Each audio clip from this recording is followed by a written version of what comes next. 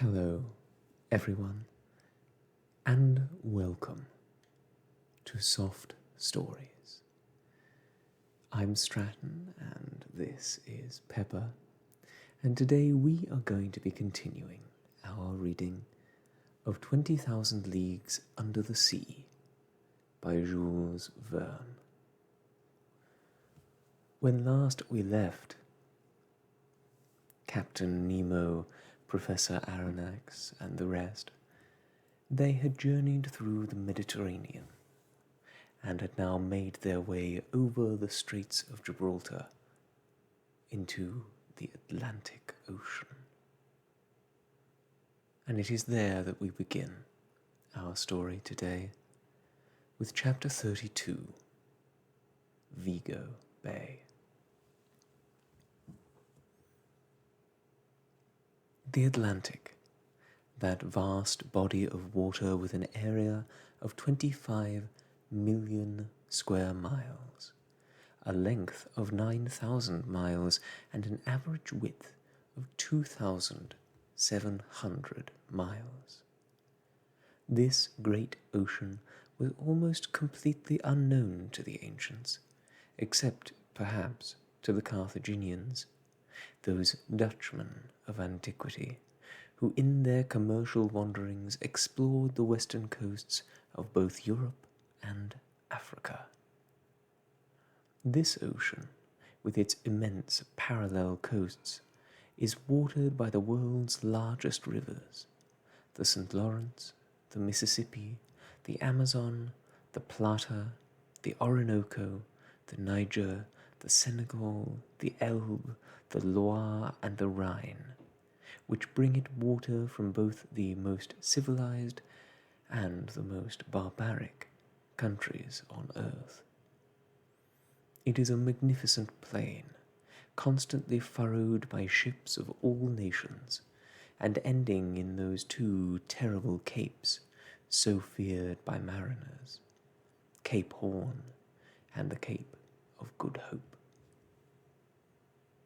The Nautilus's prow was now cutting through the waters of this ocean, after having covered almost 10,000 leagues in 3.5 months, a distance greater than a great circle of the earth.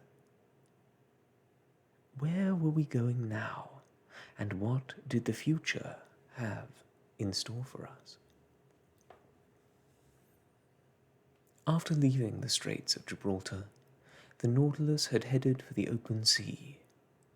It could now surface without fear, and we could resume our daily walks on the platform. I immediately went up with Ned Land and Conseil. 12 miles away we could vaguely make out Cape St. Vincent, the southwestern tip of the Spanish peninsula. A fairly strong wind was blowing from the south, and the sea was running high, making the Nautilus roll considerably. It was almost impossible to stand up on the platform because of the waves constantly buffeting the ship. We therefore went back down after taking several breaths of air. I returned to my cabin, and Conseil to his, but the Canadian, looking rather preoccupied, followed me. Our quick trip through the Mediterranean had not allowed him to carry out his plans, and his disappointment could be clearly read in his face. After closing the door of my room, he sat down and looked at me silently. "Ned," I said, "I know how you feel, but you're not to blame. At the speed the Nautilus was traveling, it would have been madness to try and escape." Ned Land didn't answer. I could tell by his frown and pursed lips that he was obsessed by a single thought. "Look," I continued, "all hope isn't lost. We're heading for Portugal, and from there it isn't far to France or England, where we'll easily be able to find refuge. Now, if the Nautilus had headed south after leaving the Straits of Gibraltar and made for open sea, then I would be worried too. But now we know Captain Nemo doesn't avoid civilized regions, and in several days, I think, we'll be able to act with some security. Ned Land looked at me yet more fixedly, and then, finally parting his pursed lips, he said, "We'll do it tonight." I got up suddenly. I must admit, I was not prepared for this. I wanted to answer him, but words failed me. "We agreed to wait for an opportunity," Ned Land continued, "and now it's come. Tonight, we'll be only several miles from the Spanish coast. It'll be dark, and the wind's coming from the sea. You gave me your word, Monsieur Aronnax, and I'm counting on you." Since I still said nothing, the Canadian got up and came over to me. "Tonight, at 9, he said, "I've told Conseil. At that time, Captain Nemo will be in his room, and probably in bed. Neither the mechanics nor any members of the crew can see us. Conseil and I will go to the central companionway, while you wait in the library right next door, waiting for my signal. The oars, mast, and sail are in the dinghy. I've even been able to store some provisions in it. I've also gotten hold of a monkey wrench to undo the bolts which fastens the dinghy to the hull of the Nautilus. So, everything is ready. I'll see you tonight." "But the sea, it's quite rough," I said. "I know it is," said the Canadian. "But that's a risk we have to take. Freedom's worth paying for. Besides, the boat's well built, and several miles with a following wind is nothing much to worry about. We have to try tonight, because for all we know by tomorrow, the Nautilus might be 200 miles out to sea. If things run according to plan, between 10 and 11 o'clock, either we'll have reached some spot or dry land, or we'll be dead. May God be with us. Till tonight." With that, the Canadian departed, leaving me dumbfounded. I had assumed that in such a situation I would have time to think it over and discuss it. My stubborn companion had not allowed this to happen. But then, what could I have said? Ned Land was right 100 times over. A reasonably good chance was being offered us, and we had to take advantage of it. How could I go back on my word and jeopardize the future of my companions for purely personal reasons? Besides, it was true that by tomorrow, Captain Nemo might have taken us far from any land. Just then, a rather loud whistling noise told me that the reservoirs were being filled and the Nautilus dove beneath the surface. I stayed in my room. I wanted to avoid the captain, so that my emotions should not betray me.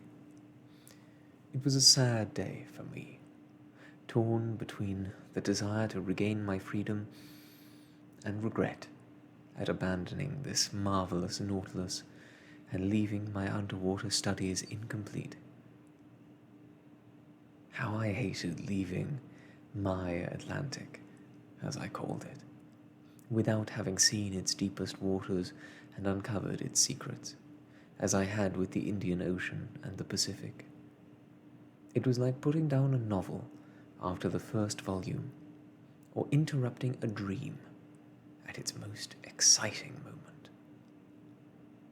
The hours passed by painfully, as I either imagined myself safely on land with my companions, or wished, in spite of what reason told me, that some unforeseen circumstance would prevent Ned Land from carrying out his plan. Twice I went to the lounge. I wanted to check the compass.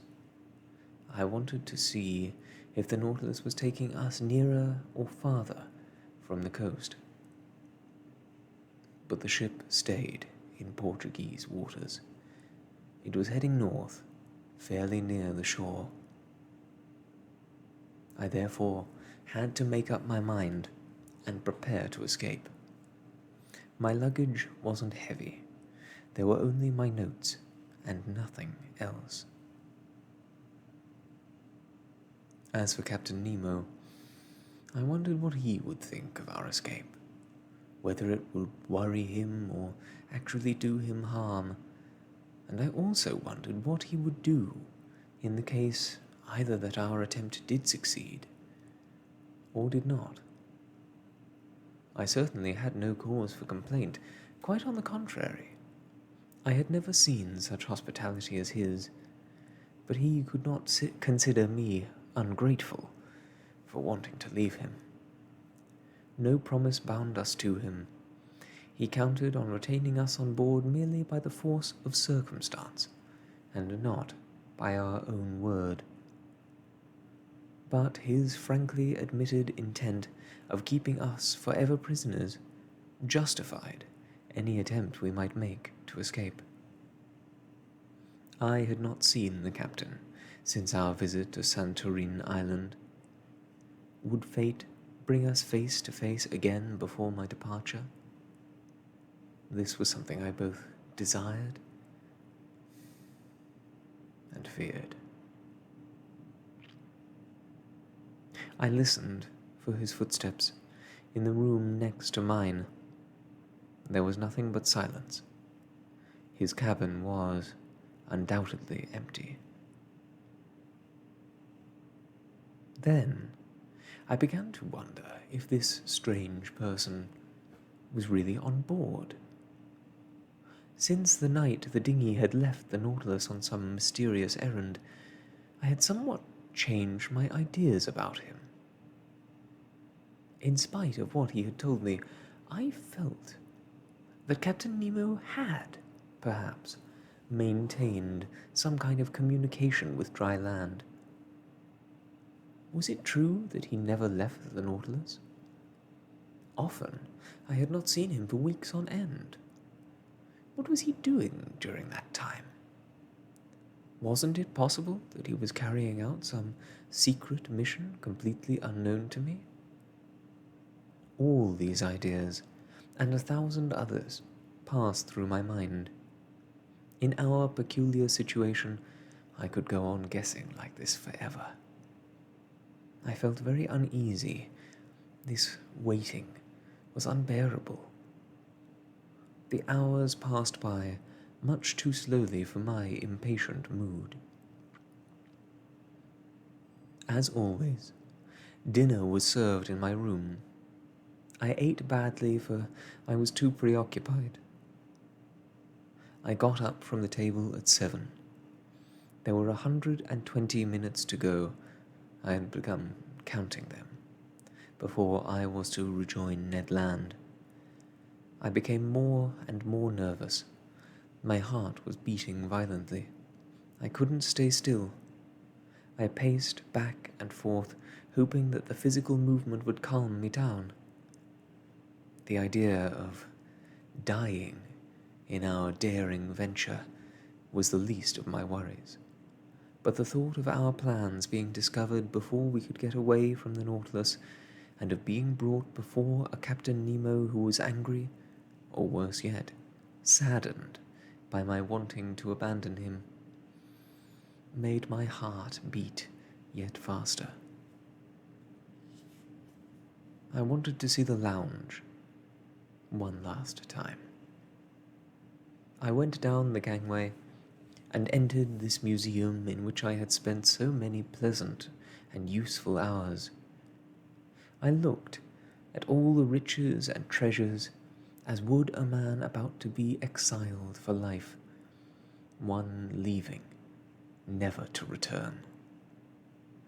Never again would I see these wonders of nature and these masterpieces of art, among which so much of my life had been spent lately. I wanted to look out the window at the Atlantic, but the panels were hermetically closed, and a steel-plated wall separated me from this ocean I did not yet know. As I wandered about the lounge, I arrived at the door giving onto the captain's cabin. To my great astonishment, it was ajar. I stepped back involuntarily. I was afraid that Captain Nemo might see me if he was in his room. But hearing no noise, I drew near. The room was empty. I pushed the door further open and took several steps inside. Still the same stark, monastic look. Just then, I was struck by several etchings hanging on the wall, which I had not noticed on my first visit. They were portraits of those great men of history who had devoted their lives to some human ideal. Kosciuszko, the hero whose dying words were Finis Poloniae. Bozzaris, the Leonidas of modern Greece. O'Connell, the defender of Ireland. Washington, the founder of the American Union. Manin, the Italian patriot. Lincoln, felled by the bullet of a partisan of slavery. And finally, that martyr for the cause of Negro emancipation, John Brown, hanging on his gallows, just as Victor Hugo had drawn him. What bond existed between these heroic souls and Captain Nemo? Could I unravel some of the mystery of his existence from this collection of portraits? Was he a champion of oppressed peoples? A liberator of enslaved races? Had he played a role in the latest political and social upheavals of our century? Had he been one of the heroes of that terrible American Civil War, which had been both unfortunate and forever glorious? Suddenly the clock struck 8. The first blow of the hammer on the bell shook me from my reverie. I trembled as if an invisible eye had penetrated my most secret thoughts, and I rushed out of the room. I looked at the compass. We were still heading north. The log indicated a moderate speed, and the pressure gauge showed us we were at a depth of about 60 feet. So, everything was favoring the Canadians' projects. I went back to my room. I dressed myself warmly, sea boots, otter skin cap, and byssus coat lined with seal fur. I was ready. As I waited, only the vibration of the propeller broke the deep silence on board. I listened, half expecting to hear shouts telling me that Ned Land had been caught trying to escape. I was seized by a mortal dread. I vainly tried to be calm and cool. At a few minutes before 9, I put my ear to the captain's door. Not a sound. I left my room and went to the dimly lit, deserted lounge. I opened the door leading to the library. The same half-light, the same solitude. I went over and took up my position near the door leading to the central companionway. I waited for Ned Land's signal. Suddenly, the vibrations of the propeller diminished considerably and then stopped completely. Why this change of speed? Would it help or hinder Ned's plans? I had no way of knowing. The silence was only broken by the beating of my heart. Then I heard a slight bump. I realized that the Nautilus had just come to rest on the ocean floor. My uneasiness increased. No signal from the Canadian. I wanted to find Ned Land and put off our attempt. We were no longer sailing under usual conditions. Just then, the door leading to the lounge opened, and Captain Nemo appeared.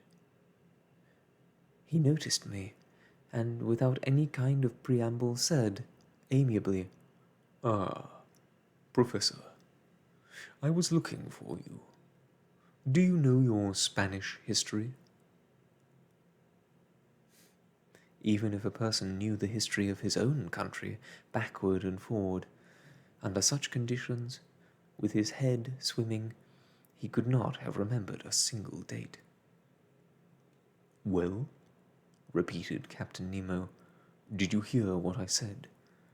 Do you know Spanish history?" "Very little," I replied. "Learned men often have a lot to learn," said the captain. "Well then, sit down, and I'll tell you about a strange episode in Spain's history." The captain sat down on a divan, and I mechanically sat down next to him in the dimly lit room. "Professor," he said, "listen carefully. This story will be especially interesting to you, for it will answer one question at least you have not been able to solve."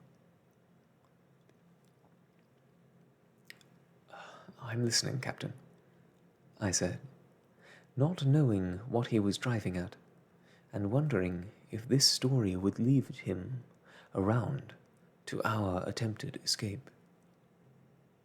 "With your permission, Professor," said Captain Nemo, "we'll go back to 1702. As you undoubtedly know, your king, Louis XIV, thinking he could make the Pyrenees disappear with a mere wave of his hand, had imposed his grandson, the Duke of Anjou, on the Spaniards. This prince, who took the name of Philip V, was not an especially good king, and had a particularly difficult time with foreign affairs. In fact, the previous year the royal houses of Holland, Austria, and England had signed a treaty of alliance at The Hague with the intent of taking the crown of Spain from Philip V and placing it on the head of an archduke, to whom they prematurely gave the name of Charles III. Spain had to face this coalition with scarcely any army or navy, but she was not without money, provided her galleons, loaded with gold and silver from America, could reach her ports. Now, toward the end of 1702, she was awaiting a rich convoy which was being escorted by 23 French ships, commanded by Admiral Chateau Renaud, in order to protect it from the coalition's ships cruising the Atlantic. This convoy was meant to put in to Cadiz, but when the admiral found out that an English fleet was cruising in those waters, he decided to make for a French port. However, the Spanish commanders in the convoy protested against such a decision. They insisted on being taken to a Spanish port, and since Cadiz was out of the question, they resolved to go to Vigo Bay on the northwest coast of Spain. Admiral Chateau Renaud feebly gave in to their demands, and the galleons put in to Vigo Bay. Unfortunately, this bay forms an open roadstead, impossible to defend. The galleons, therefore, had to be unloaded quickly before the coalition's ships could arrive, and there would have been plenty of time for this unloading if a miserable question of rivalry had not intervened. "Are you following all this?" asked Captain Nemo. "Yes," I replied, still not knowing why he was giving me this history lesson. "Good. I'll continue. This is what happened.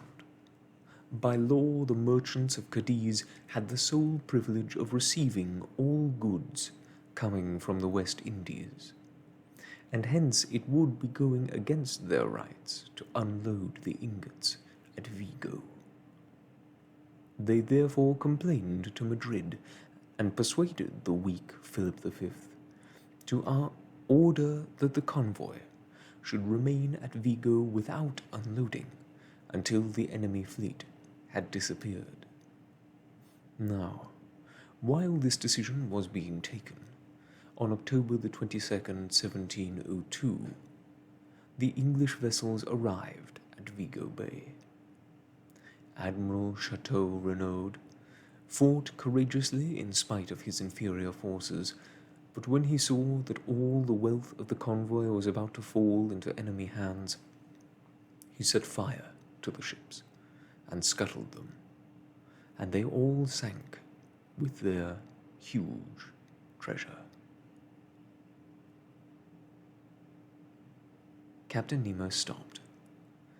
I must admit that I had no idea why this story should be of any special interest to me. "Well then?" I asked. "Well then, Monsieur Aronnax," replied Captain Nemo, "we're now in Vigo Bay, and I leave it to you to unravel the rest of the story."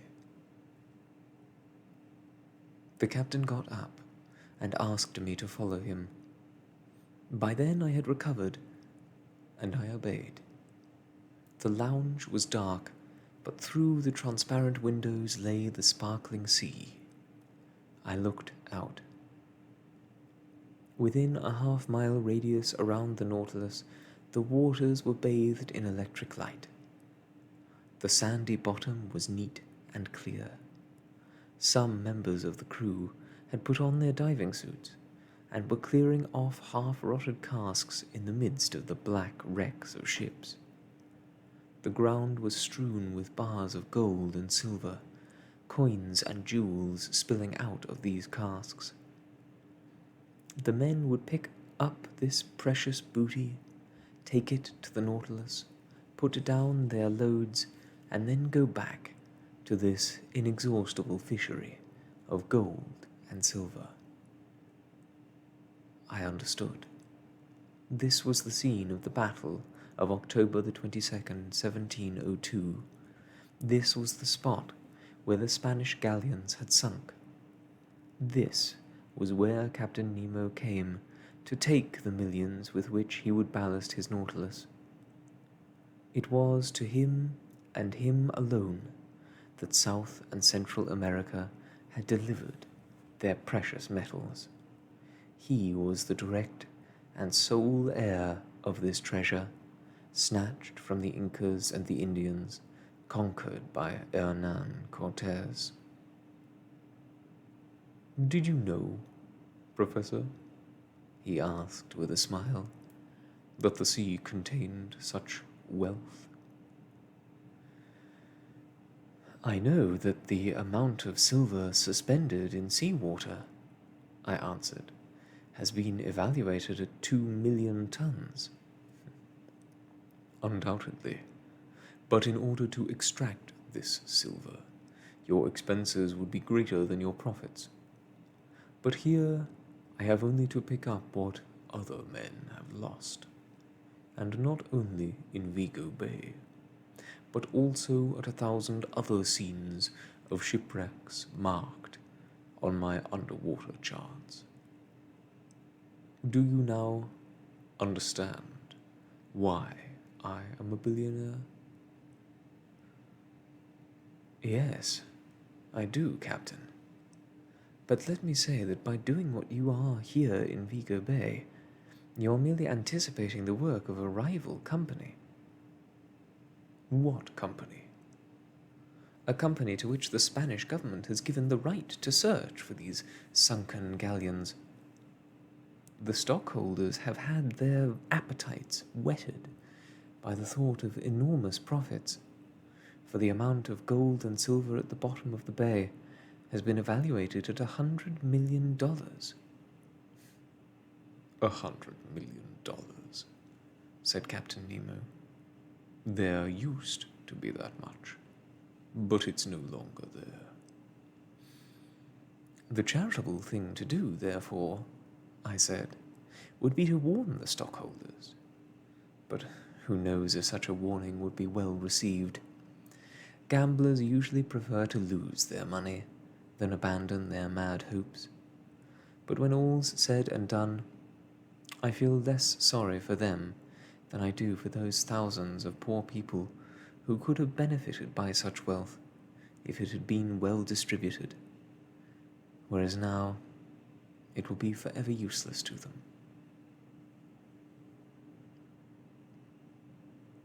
I had no sooner expressed this regret when I felt that it must have offended Captain Nemo. Useless? He replied excitedly. Do you think, monsieur, that this wealth is lost when I am the one gathering it? Do you think I do it just for myself? What makes you assume that I don't make good use of it? Do you think I don't know that there's suffering and oppression on earth? Poor people to be comforted, victims to be avenged? Don't you understand? Captain Nemo stopped, perhaps regretting that he had talked so much, but it was enough for me to see that whatever had forced him to seek freedom beneath the sea, he was still a man. His heart still beat for the sufferings of humanity, and his immense charity extended to enslaved races as well as to individuals. And then I understood for whom those millions had been destined when the Nautilus had stopped near rebel Crete. Chapter 33. A Lost Continent.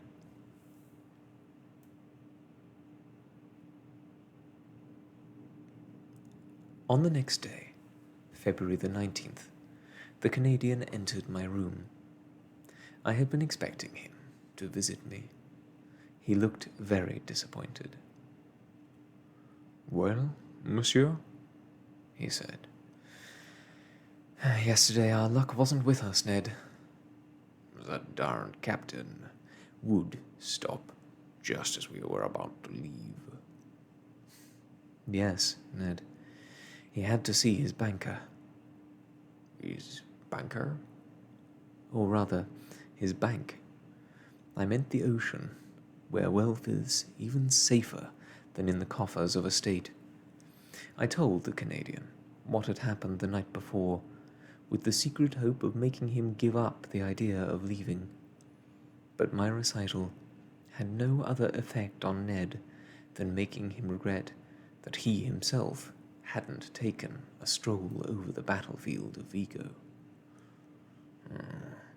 But everything's not over, he said. The harpoon missed its mark that time, that's all. But we'll succeed next time. Tonight, if we have to.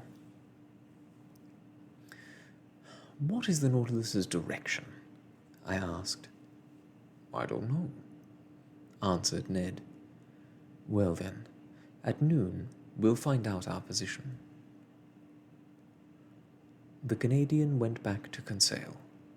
As soon as I had dressed, I went to the lounge. The compass was not reassuring. The Nautilus was headed south by southwest.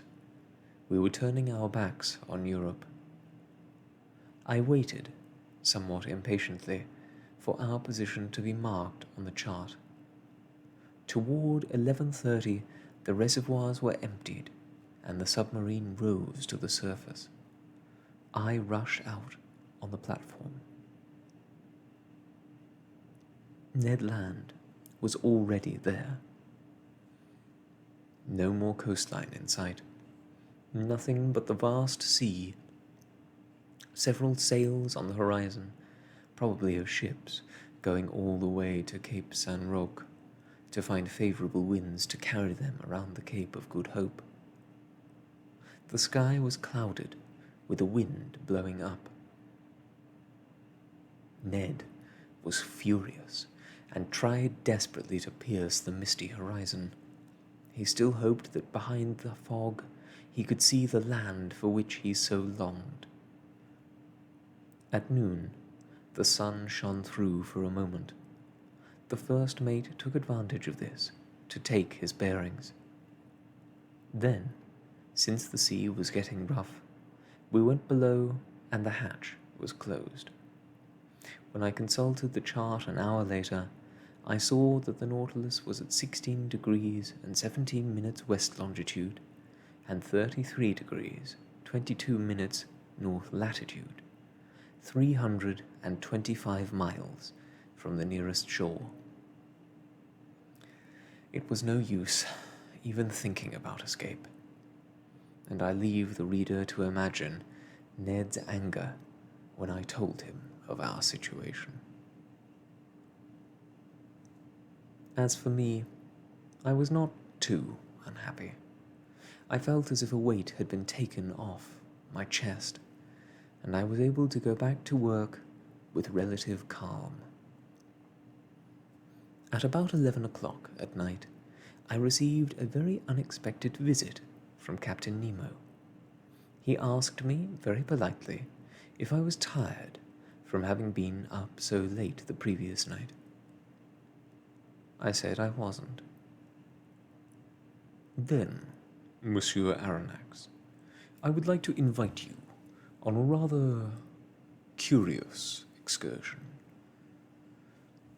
What sort of an excursion, Captain? So far, you have only seen the ocean depths during the day, when the sun is out.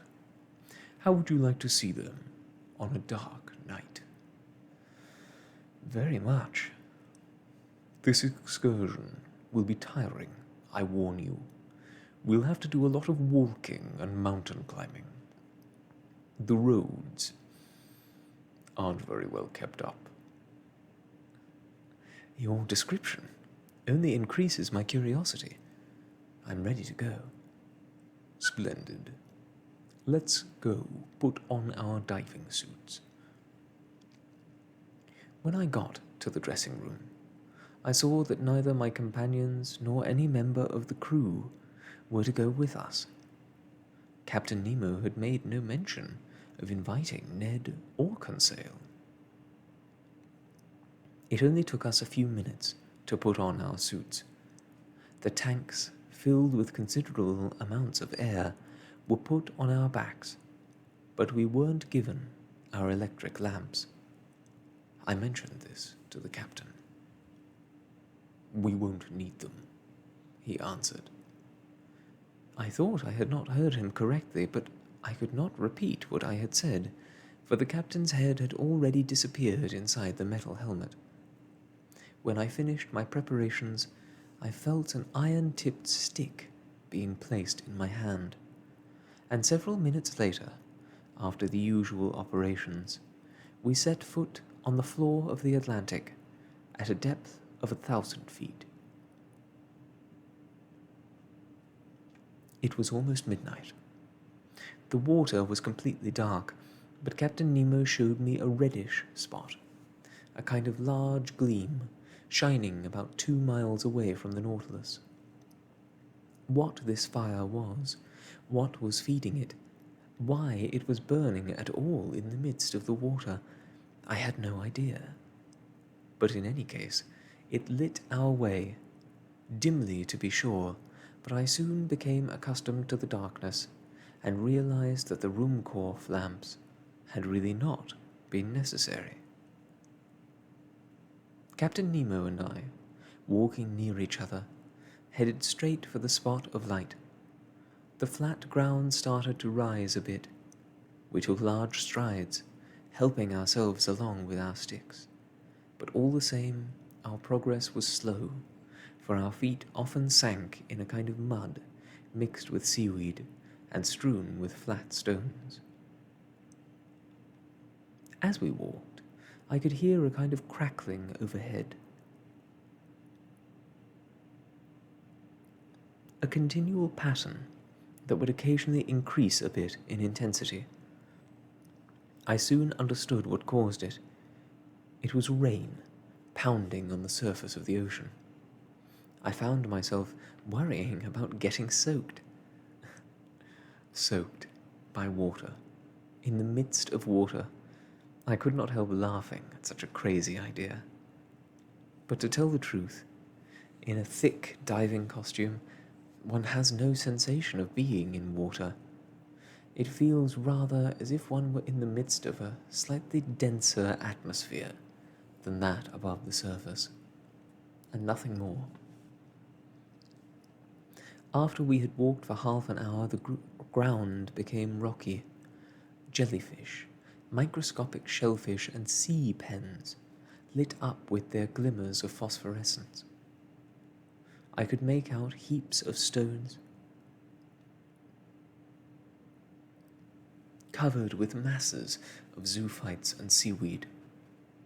I often slipped on this viscous bed of marine plants, and I would have fallen more than once had it not been for my stick. When I turned around, I could still make out the whitish light from the Nautilus, growing paler in the distance. The heaps of rocks I have just mentioned were laid out on the ocean floor with a certain regularity of pattern that I could not explain. I noticed gigantic furrows which went off into the murky distance and whose length it was impossible to calculate. There were also other details which struck me as even more incredible. It seemed as if my heavy lead soles were trampling on a litter of bones, making them crack with a dry sound. What was this vast plain we were crossing? I wanted to ask the captain, but unfortunately I did not know the sign language he and his companions used underwater. Nevertheless, the reddish light guiding us was growing larger, and it now lit up the entire horizon. This source of light beneath the surface of the sea aroused my curiosity to the highest degree. Was it some electrical phenomenon? Was I about to see something unknown to scientists on land? Or was this thing, for the thought occurred to me, produced by the hands of man? Was I going to meet, at these great depths, companions or friends of Captain Nemo, living an existence as strange as his, and whom he was now going to visit? Would I find there a whole colony of exiles who had grown weary of a miserable existence on earth and had sought and found freedom in the ocean depths? All these mad, inadmissible ideas raced through my brain, and with my mind constantly overstimulated by one wonder after another, I would not have been surprised to encounter one of those underwater cities of which Captain Nemo dreamed. Our path grew lighter and lighter. The whitish gleam came from the top of a mountain about 800 feet high. But what I saw was only a reflection produced by the water itself. The source of this mysterious light was on the opposite end of the mountain. Captain Nemo pushed on, unhesitatingly, through the maze of rocks covering the floor of the Atlantic. He knew this dark route. He had undoubtedly been here often, and there was no danger of his getting lost. I followed him with unshakable confidence. He seemed like a spirit of the waters, and when he walked in front of me, I admired his tall build, outlined in black against the lights on the horizon. It was 1 in the morning. We had arrived at the foot of the mountain, but in order to climb it, we had to go up difficult paths through a vast forest. Yes, it was a forest of dead trees, without leaves or sap, trees petrified by the sea, with an occasional gigantic pine towering high into the water. It was like a coal field, still standing, holding on to the furrowed soil with its roots, and its branches looking as if they had been delicately cut out of black paper. The reader might get some idea of it by trying to imagine the forest clinging to the sides of the Harz Mountains, but all under water.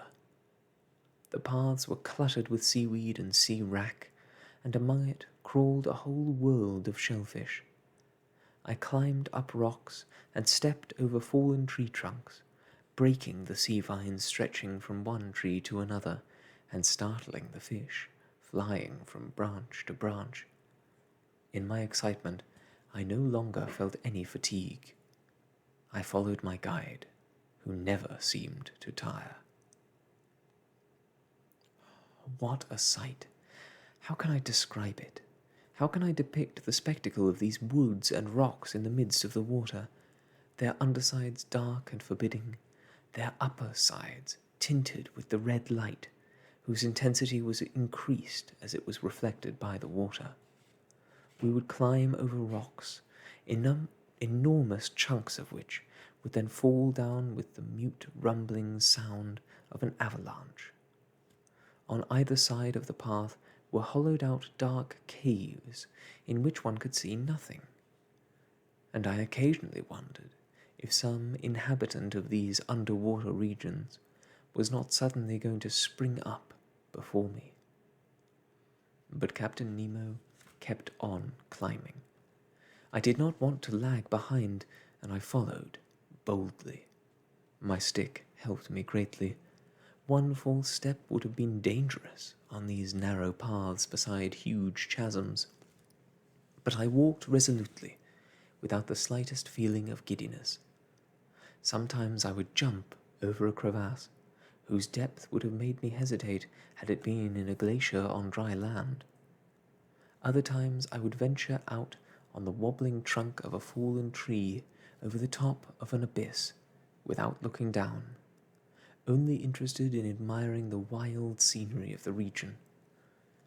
There were huge rocks resting on strangely shaped bases, leaning as if to defy the laws of gravity.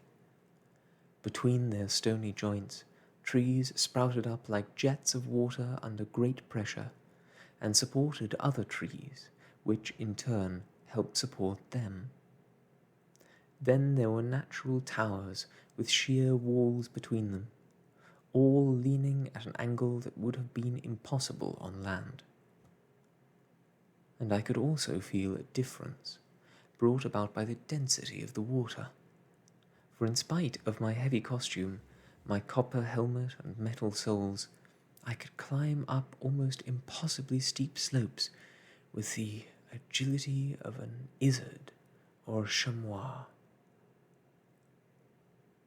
I realized that my description of this underwater excursion must be scarcely credible. but I am fated to recount things which, although apparently impossible, are, in fact, real and undeniable. It wasn't a dream, but something I saw and felt. 2 hours after leaving the Nautilus, we passed the tree line, and 100 feet above rose the mountain peak which stood between us and the brilliant light coming from the other side.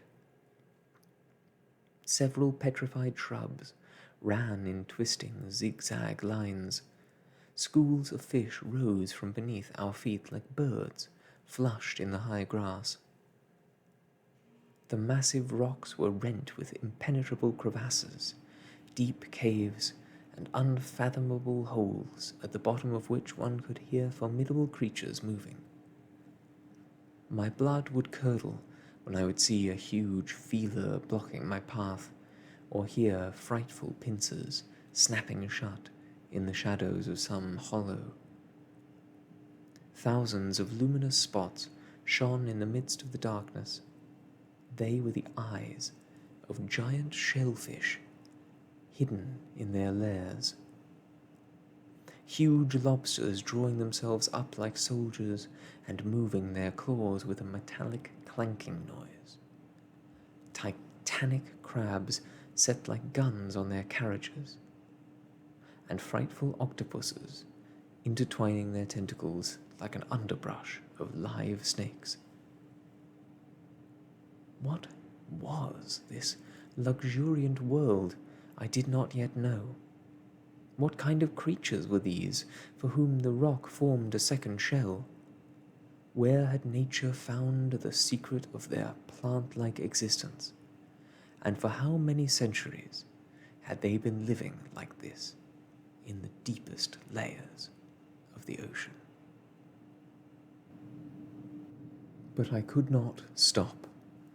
Captain Nemo was already familiar with these terrible animals and no longer paid any attention to them. We arrived on a plateau where yet other surprises were waiting me.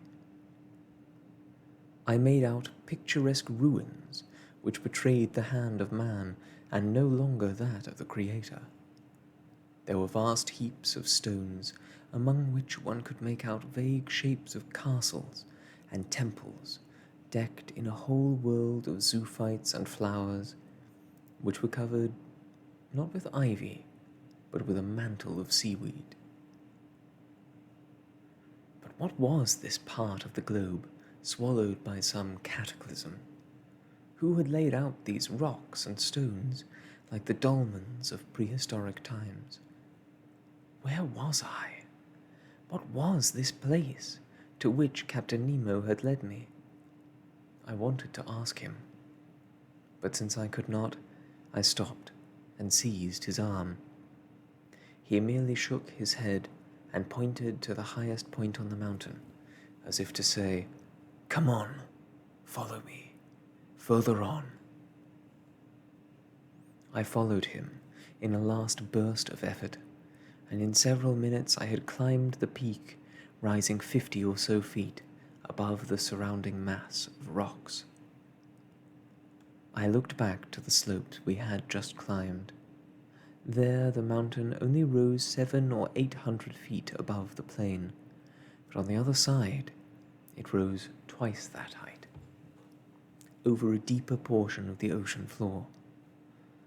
My eyes wandered into the distance, and I saw a vast space lit by violent flashes. This mountain was, in fact, a volcano. 50 feet below the peak, in the midst of a rain of stones and cinders, a large crater vomited forth torrents of lava, which spread out in a fiery cascade in the midst of the waters. Placed as it was, this volcano acted like an immense torch, lighting up the lower plain out to the farthest reaches of the horizon. This underwater crater threw up lava, but no flames. Flames need oxygen from the air, and they cannot exist underwater. But streams of incandescent lava can achieve a reddish-white color, struggle victoriously against the surrounding water and become vaporized upon contact. Fast currents carried off all these diffused gases, and the torrents of lava slid to the base of the mountain, like those of Vesuvius, threatening another Torre del Greco. And, in fact, there beneath my eyes, ruined, crumbled, and destroyed, lay a town with its roofs caved in, its temples falling down, its arches out of place, and its columns lying on the ground. In all these fragments one could see the solid proportions of a kind of Tuscan architecture. Farther on there were some remains of a giant aqueduct. Here lay an encrusted mound of some acropolis, with the floating forms of a Parthenon. There the remains of a dock, as if from some antique port that had once sheltered merchants' ships and triremes of war at the shore of an extinct sea. Yet further on, long lines of crumbling walls and deserted streets. Captain Nemo was showing me an entire Pompeii buried beneath the ocean. Where was I? I had to know. I wanted to speak. I wanted to tear off the copper helmet enclosing my head. But Captain Nemo came over and took me by the arm. He then picked up a piece of chalky stone and went over to a rock of black basalt, where he wrote only a single word: Atlantis. Suddenly, everything became clear. This was the ancient Meropis of Theopompus, the Atlantis of Plato. This was the continent which Origen, Porphyry, Iamblichus, d'Anville, Maltbrun, and Humboldt had said was pure legend, as opposed by Posidonius, Pliny, Marcellinus Ammianus, Tertullian, Engel, Schrerer, Tournefort, Buffon, and Avezac, who believed it had really existed. There it was before my eyes, with undeniable evidence of its catastrophic end.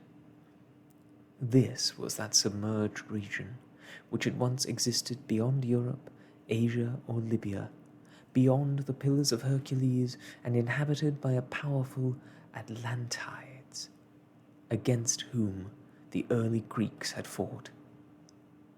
It is Plato himself who has written the history of these mighty deeds of far-off heroic times. His dialogues with Timaeus and Critias were written, so to speak, under the inspiration of Solon, the poet and lawmaker. One day, Solon was chatting with several wise old men of Sais, a city already 800 years old, as witnessed by the annals engraved on the sacred wall of its temple.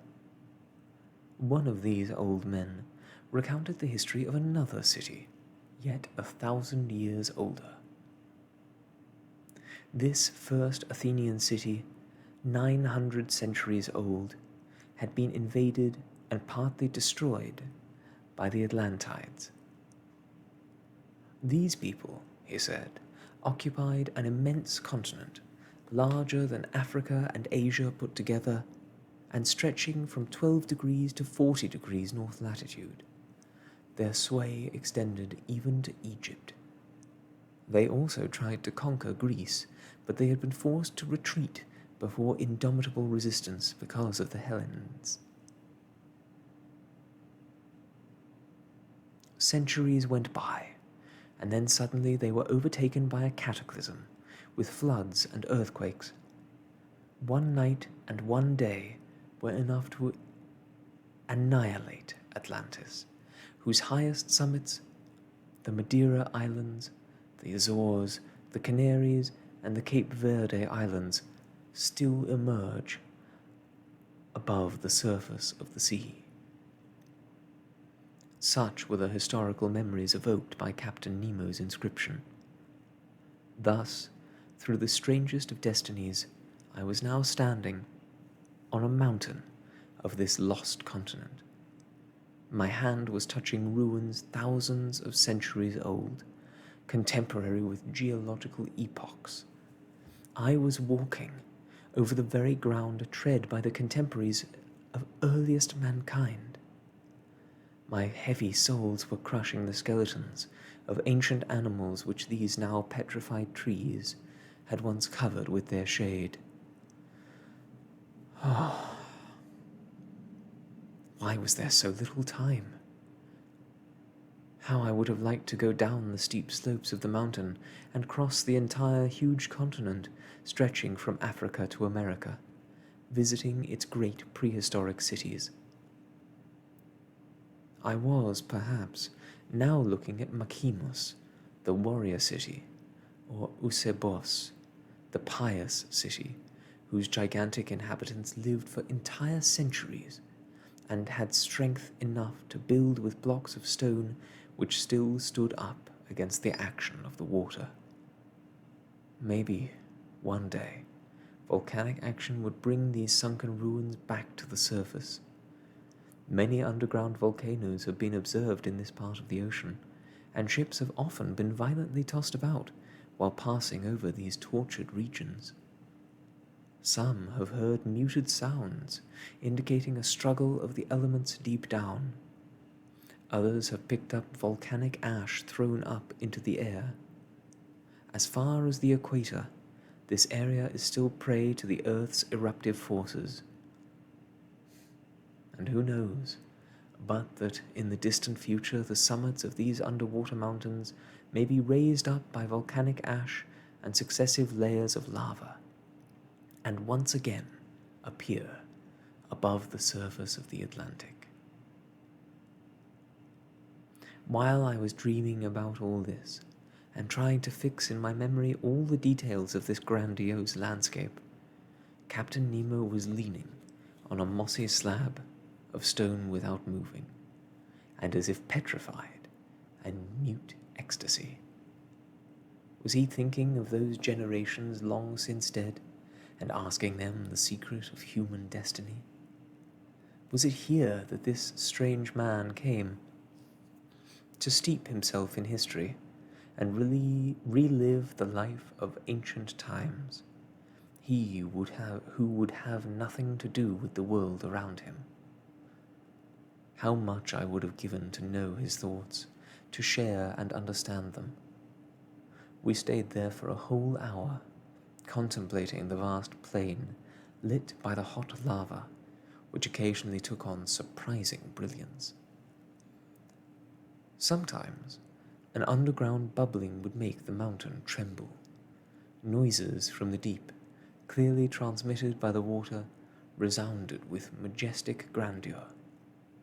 For an instant the moon appeared and threw its pale rays on the sunken continent.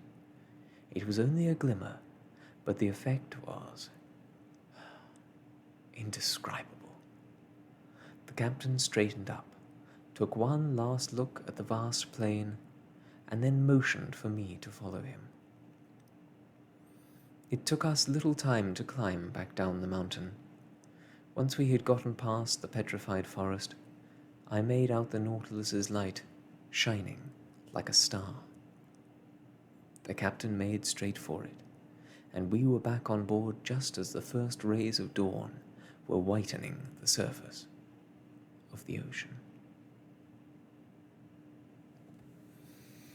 And that, my friends, is where we will end our reading for today, with the rediscovery of the lost continent of Atlantis. I know that Jules Verne was a studious admirer of history and natural science, but it is important to remember that he had a great love for narrative flair and for the wonders of things that have not yet or never did exist. his vision for Atlantis is one that I wish I too could see with my own eyes. Unfortunately, it does not seem to be the case. But it is a lovely thought, nonetheless, and something to dream of and evoke thoughts of wonderful times long past. I hope that this chapter and this reading has done for you that as well, helped you to imagine the wonders beneath the sea. Thank you so much for joining me today on Soft Stories. I must leave you now, but until next we meet, I wish you all the best, and goodbye.